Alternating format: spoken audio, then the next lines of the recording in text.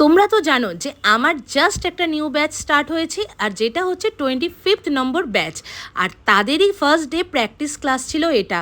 এদের মধ্যে কিন্তু অনেকেই আছে যারা কখনো আগে ব্রাশ হাতে ধরেনি। আচ্ছা, আজকে ছিল এদের first day base makeup practice.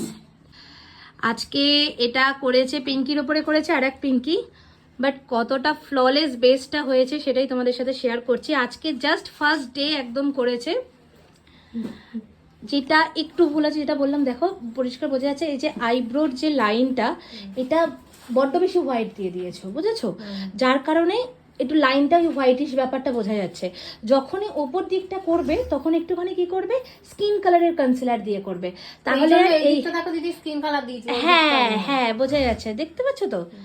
যাই হোক, একদম কতটা ফ্ললেস বেস হয়েছে জাস্ট দেখো, কোনো আই মেকআপ হয়নি, জাস্ট আজকে বেস মেকআপ প্র্যাকটিস ছিল।